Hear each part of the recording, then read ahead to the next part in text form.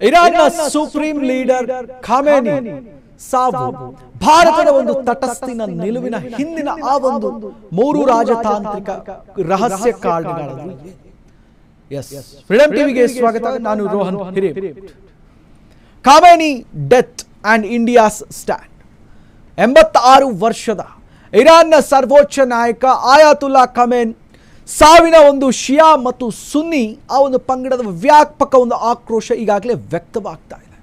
Israel ಮತ್ತು USA ಜಂಟಿಯಾಗಿ ನಡೆಸಿದ ಆ ಒಂದು ಭಾರತದ ಒಂದು ಪ್ರತಿಭಟನೆಯಲ್ಲಿ ಸಲ್ಲಿಸಬೇಕಾದಂಥದ್ದು ಮೌನವಾಗಿ ಇರಬಾರ್ದಾ ಎಂಬುದು ಈಗ ಭಾರತದಲ್ಲಿರುವ ಇರಾನ್ನ ರಾಯಭಾರಿ ಕಚೇರಿ ಮೋದಿ ಸರ್ಕಾರವನ್ನು ಈಗಾಗಲೇ ಒತ್ತಾಯಿಸಿದೆ.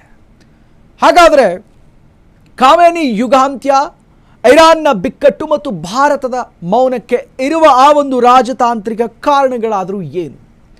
ಮಧ್ಯಪ್ರಾಚ್ಯದಲ್ಲಿ ಸಂಘರ್ಷದ ಮಧ್ಯೆ ಖಮೇನಿ ಭೀಕರ ಹತ್ಯೆ ಭಾರತದ ಒಂದು ಸೈಲೆಂಟಿಗೆ, ಜಾಗತಿಕವಾಗಿ ರಾಜಕೀಯಕ್ಕೆ ಇದು ಎಫೆಕ್ಟ್ ಬೀಳುತ್ತಾ ಅನ್ನುವಂತಹ ಪ್ರಶ್ನೆ. ಖಮೇನಿ ಸಾವಿಗೆ ಭಾರತ ಮತ್ತು ಖಂಡನೆ ಮತ್ತು ಸಂತಾಪ ಇವೆರಡವೂ ಕೂಡ ನೀಡದೆ ತಟಸ್ಥ ನಿಲುವನ್ನು ನಿಂತಿದ್ಯಾಕೆ ಅನ್ನುವಂಥದ್ದನ್ನು ಇವತ್ತು ನೋಡ್ತಾ ಹೋಗೋಣ. ಮೋದಿ ಸರ್ಕಾರದ ಮೌನದ ಹಿಂದೆ ಆ ಕಾರಣವಾದರೂ ಏನು? ಎಸ್, ಅಮೆರಿಕ ಮತ್ತು ಇಸ್ರೇಲ್ ಜಂಟಿ ದಾಳಿಯಲ್ಲಿ ಇರಾನ್ನ ಸರ್ವೋಚ್ಚ ನಾಯಕ, ಸುಪ್ರೀಂ ಲೀಡರ್ ಆದಂಥ ಆಯತುಲ್ಲಾ ಅಲಿ ಖಮೇನಿ ಸಾವನ್ನಪ್ಪಿರುವ ವಿಚಾರದಲ್ಲಿ ಭಾರತದಲ್ಲಿ ಈಗ ಭಾರಿ ಒಂದು ಚರ್ಚೆಗೆ ಗ್ರಾಸವಾಗಿದೆ. ಯಾಕಂದರೆ ಇದುವರೆಗೂ ಕೂಡ ಯಾವುದೇ ರೀತಿಯಾದಂಥ ಅಧಿಕೃತವಾಗಿ ಭಾರತದಿಂದ ಸಂತಾಪವಾಗಲಿ ಅಥವಾ ಖಂಡನೀಯವಾಗಲಿ ಕೂಡ ಯಾವುದೂ ಕೂಡ ವ್ಯಕ್ತವಾಗಿಲ್ಲ. ಇದು ಮೂರು ಕಾರಣಗಳೇನಂತಂದರೆ ಅದು ಯಾವುದೇ ರೀತಿಯಾಗಿ ಇವ್ರು ಕೊಟ್ಟಂಥ ಆ ಒಂದು ಕಾರಣಗಳಂತ ನೋಡೋದಾದರೆ, ಸೌದಿ ಜೊತೆಗಿನ ಆ ಒಂದು ಚರ್ಚೆ, ಇರಾನ್ನ ಬಗ್ಗೆ ಮೌನ ಯಾಕೆ ಎಂಬ ಪ್ರಶ್ನೆ ಇದೀಗ ವ್ಯಕ್ತವೂ ಕೂಡ ಆಗ್ತಾ ಇದೆ. ಹೌದು, ಮಧ್ಯಪ್ರಾಚ್ಯದ ರಾಷ್ಟ್ರಗಳ ಮೇಲೆ ಏನು ಇರಾನ್ ನಡೆಸ್ತಾ ಇರುವಂತಹ ದಾಳಿ, ಭಾರತ ಇದಕ್ಕೆ ಪ್ರತಿಕ್ರಿಯಿಸಿದೆ.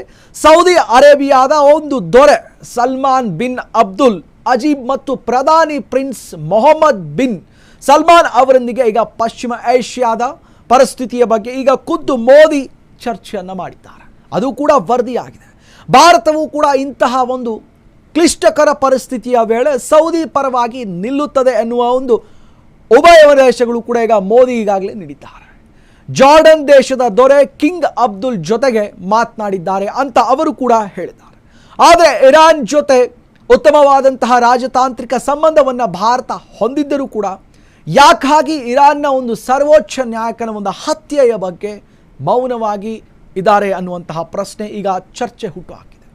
ಮೋದಿ ಸರ್ಕಾರದ ಈ ಒಂದು ಮೌನ, ಇದರ ಹಿಂದೆ ಇರುವ ಕಾರಣಗಳು, ಕೆಲವೊಂದಿಷ್ಟು ರಾಜತಾಂತ್ರಿಕ ಇರಬಹುದಾ ಅನ್ನುವಂತಹ ಪ್ರಶ್ನೆ ಈಗ ಹುಟ್ಟು ಹಾಕಿದೆ.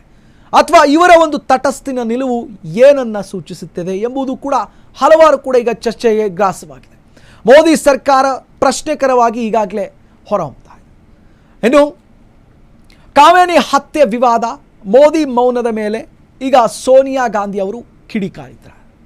ಎಸ್, ಸೋನಿಯಾ ಗಾಂಧಿ ಮೋದಿ ಸರ್ಕಾರದ ವಿರುದ್ಧ ವಾಗ್ದಾಳಿ ನಡೆಸಿ ಇರಾನ್ ಮತ್ತು ಆಯತುಲ್ಲಾ ಖಮೇನಿ ಹತ್ಯೆ ವಿಚಾರದಲ್ಲಿ ಮೋದಿ ಸರ್ಕಾರ ಸೈಲೆಂಟ್ ಆಗಿರುವುದಕ್ಕೆ ಕಾಂಗ್ರೆಸ್ನ ಸಂಸದೀಯ ಪಾರ್ಟಿಯ ನಾಯಕಿ ಆದಂತಹ ಸೋನಿಯಾ ಗಾಂಧಿ ಈಗ ಕಿಡಿಕಾರಿದ್ದಾರೆ. ಇರಾನ್ ದೇಶದ ಸರ್ವೋಚ್ಚ ನಾಯಕ, ಸುಪ್ರೀಂ ಲೀಡರ್ ಖಮೇನಿ ಹತ್ಯೆಯ ಕುರಿತು ಭಾರತ ಸರ್ಕಾರ ತಾಳಿರುವಂತಹ ಮೌನ, ತಟಸ್ಥ ನಿಲುವಿನ ಒಂದು ಬದಲಿಗೆ ಜವಾಬ್ದಾರಿಯಿಂದ ನುಣುಚಿಕೊಳ್ತಾ ಇದ್ದಾರಾ ಎಂಬುದು ಕೂಡ ಕಿಡಿಕಾರಿದ್ದಾರೆ. ಇದು ದೇಶದ ವಿದೇಶಾಂಗದ ಪಾಲಿಸಿ ನೀತಿಯ ಮೇಲೆ ಈಗ ವಿಶ್ವಾಸಾರ್ಹತೆಯ ಪ್ರಶ್ನೆ ಎಂಬುದು ಕೂಡ ಈಗ ಗಂಭೀರವಾಗಿ ಸಂಶಯವು ಕೂಡ ಈಗ ಹುಟ್ಟುಹಾಕಿದೆ ಅಂತ ಸೋನಿಯಾ ಗಾಂಧಿ ಅವರು ಕಿಡಿಕಾರಿದ್ದಾರೆ. ಖಮೇನಿ ಸಾವಿನ ವಿವಾದ, ಮೋದಿ ಸರ್ಕಾರದ ಮೌನಕ್ಕೆ ಒತ್ತಡವೇನಾದರೂ ಇದೆಯಾ ಅನ್ನುವಂತಹ ಪ್ರಶ್ನೆ. ಎಸ್, ಪ್ರಿಯ ವೀಕ್ಷಕರೇ, ಇಸ್ಲಾಮಿಕ್ ಸಂಘಟನೆಯ ಸದಸ್ಯತೆಯನ್ನು ಖಂಡಿಸಿದಂತಹವರು ಖಮೇನಿ ಅವರ ಸಾವು ಭಾರತದಲ್ಲಿ ಈಗ ತೀವ್ರ ಮಟ್ಟದ ರಾಜಕೀಯ ವಲಯದಲ್ಲೂ ಕೂಡ ಈಗ ಚರ್ಚೆಗೆ ನಾಂದಿ ಹಾಡಿದೆ. ಸರ್ಕಾರದಿಂದ ಆಫಿಷಿಯಲ್ ಆಗಿ ಹೇಳಿಕೆಯೂ ಕೂಡ ಬರಲಿ ಎಂದು ವಿರೋಧ ಪಕ್ಷಗಳು ಕೂಡ ಈಗಾಗಲೇ ಒತ್ತಾಯವನ್ನು ಕೂಡ ಮಾಡ್ತಾ ಇದ್ದಾರೆ.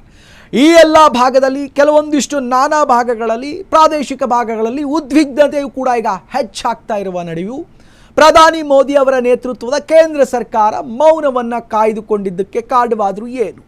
ಮಧ್ಯಪ್ರಾಚ್ಯದಲ್ಲಿ ಉದ್ವಿಗ್ನತೆ ಕಡಿಮೆ ಮಾಡುವ ಏನಾದರೂ ಪ್ರಯತ್ನಗಳನ್ನು ಆರಂಭಿಸುವ ಮೋದಿಗೆ ಒತ್ತಡವೇನಾದರೂ ಹೆಚ್ಚಾಯಿತಾ ಅನ್ನುವಂತಹ ಪ್ರಶ್ನೆ ಈಗ ಶುರುವಾಯಿತು. ಖಾಮೇನಿ ಸಾವಿಗೆ ಸಂತಾಪವೂ ಮತ್ತು ಖಂಡನೆಯೂ ಕೂಡ ಇವು ಎರಡೂ ಇಲ್ಲ ಎಂಬುವ ಚರ್ಚೆ ಈಗ ದೇಶದಲ್ಲಿ ಮತ್ತೆ ಗ್ರಾಸವಾಗಿದೆ. ಇಸ್ಲಾಮಿಕ್ ಸಹಕಾರ ಸಂಘಟನೆ OIC 57 ಸದಸ್ಯ ರಾಷ್ಟ್ರಗಳ ಪೈಕಿ 10ಕ್ಕಿಂತ ಕಡಿಮೆ ಸದಸ್ಯ ರಾಷ್ಟ್ರಗಳು ಈಗ ಆಯಾತುಲ್ಲಾ ಅಲ್ ಖಮೇನಿ ಅವರ ಒಂದು ಸಾವಿನ ಸಂತಾಪ ಈಗಾಗಲೇ ಸೂಚಿಸಿವೆ. ರಷ್ಯಾ ಸೇರಿದಂತೆ ಚೀನಾ, ಉತ್ತರ ಕೊರಿಯಾ, ಇರಾಕ್, ಟರ್ಕಿ, ಪಾಕಿಸ್ತಾನ ಮತ್ತು ಮಲೇಷಿಯಾ ದೇಶಗಳು ಮಾತ್ರ ಖಾಮೇನಿ ಹತ್ಯೆಯನ್ನು ಕೂಡ ಈಗಾಗಲೇ ಖಂಡಿಸಿವೆ. ಆದರೆ ಭಾರತವು ಖಾಮೇನಿ ಹತ್ಯೆಗೆ ಸಂತಾಪವೂ ಸೂಚಿಸಿಲ್ಲ, ಖಂಡನೆಯೂ ಕೂಡ ವ್ಯಕ್ತಪಡಿಸಿಲ್ಲ. ಯಾಕಾಗಿ ಎಂಬುದಕ್ಕೆ 3 ಕಾರಣಗಳಿರಬಹುದು ಅನ್ನುವಂಥದ್ದಕ್ಕೆ ಈಗಾಗಲೇ ಕೆಲವೊಂದಿಷ್ಟು ವರದಿ ಈಗಾಗಲೇ ಹೊರಬಂದಿದೆ.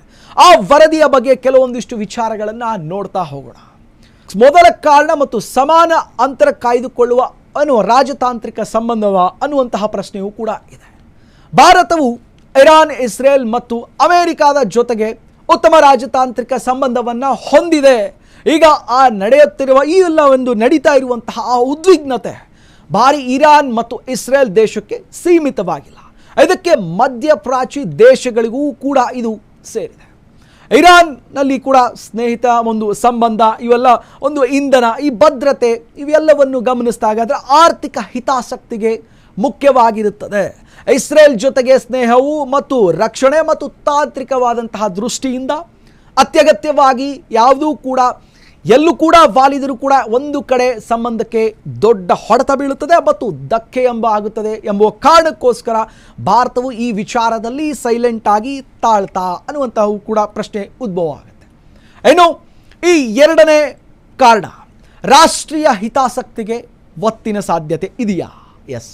ಮಧ್ಯಪ್ರಾಚ್ಯದ ವಿವಿಧ ಒಂದು ದೇಶಗಳಲ್ಲಿ ಲಕ್ಷಾಂತರ ಭಾರತೀಯರು ಬದುಕನ್ನು ಕಟ್ಟಿಕೊಳ್ಳುವುದರಲ್ಲಿ ಈ ವೇಳೆ ಯಾವುದೇ ರೀತಿಯಾಗಿ ಒಂದು ಗೊಂದಲದ ಹೇಳಿಕೆಯನ್ನು ನೀಡಿದರೆ, ಅದು ಕನ್ಫ್ಯೂಷನ್ ಹೇಳಿಕೆಯನ್ನು ಏನಾದರೂ ಕೊಟ್ಟರೆ ಅದು ಭಾರತಕ್ಕೆ ಉಲ್ಟಾ ಆಗಬಹುದು ಎಂಬುವ ಒಂದು ಕಾರಣಕ್ಕೆ ಆ ಪರಿಸ್ಥಿತಿಯಲ್ಲಿ ಅಲ್ಲಿರುವ ಭಾರತೀಯರಿಗೆ ಸುರಕ್ಷತೆ ಮೇಲೆ ಒಂದು ಪರಿಣಾಮ ಬೀರುತ್ತೆ. ಒಂದೊಂದು ಕಾರಣಕ್ಕೋಸ್ಕರ ಯಾವುದೇ ಒಂದು ದೇಶದ ಪರವಾಗಿ ನಿಂತರೆ ಅಲ್ಲಿರುವಂತಹ ಸಮಸ್ಯೆ ಭಾರತೀಯರಿಗೆ ಕೂಡ ಹಿತಾಸಕ್ತಿಗೆ ಧಕ್ಕೆಯಾಗಬಾರದು ಎಂಬ ಕಾರಣಕ್ಕಾಗಿ ಸೈಲೆಂಟ್ ಆಗಿತ್ತು.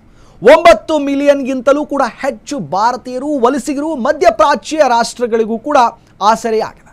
ಗಲ್ಫ್ ರಾಷ್ಟ್ರಗಳು ಖಾಮೇನಿ ಅವರ ಈ ಒಂದು ಹತ್ಯೆ ವಿಚಾರದಲ್ಲಿ ಈಗಾಗಲೇ ವ್ಯಾಪಕವಾಗಿ ಮೌನವಾಗಿರುವಂತಹವು ಕೂಡ ಈಗಾಗಲೇ ಪ್ರಶ್ನೆ ಶುರುವಾಗಿದೆ. ನಂಬರ್ 3ನೇ ಕಾರಣ, ಭಾರತದ ಆಂತರಿಕ ವಿಚಾರದಲ್ಲಿ ತಲೆ ಹಾಕಲು ಬಂದಿದ್ದಂಥ ಖಾಮೇನಿ ಸರ್ಕಾರದ ಮೂಲಗಳ ಪ್ರಕಾರ ಇರಾನ್ನ ಸರ್ವೋಚ್ಚ ನಾಯಕನಾಗಿದ್ದ ಆಯತುಲ್ಲಾ ಅಲ್ ಖಮೇನಿ ಈ ಹಿಂದೆ 2017-24 ಅವಧಿಯಲ್ಲಿ 4 ಬಾರಿ ಭಾರತದ ಆಂತರಿಕ ಒಂದು ವ್ಯವಹಾರಗಳಲ್ಲಿ ಕೈ ಹಾಕಿದ್ದರು ಎಂಬುದು ಕೂಡ ವರದಿಯಾಗಿತ್ತು. ಆದ್ದರಿಂದ ಪ್ರತಿ ಬಾರಿಯೂ ಕೂಡ ವಿದೇಶಾಂಗದ ವ್ಯವಹಾರಗಳ ಒಂದು ಸಚಿವಾಲಯ ಇರಾನ್ನ ರಾಯಭಾರಿಗಳನ್ನು ಕರೆಸಿ ಒಂದು ಕ್ಲಿಯಾರಿಟಿಯನ್ನು, ಒಂದು ಸ್ಪಷ್ಟನೆಯನ್ನು ಕೂಡ ಕೇಳಬೇಕಾದ ಪರಿಸ್ಥಿತಿಯು ಕೂಡ ನಿರ್ಮಾಣವಾಗಿತ್ತು. ಇದು ಕಾರಣ ನಂಬರ್ 3ನೇದು.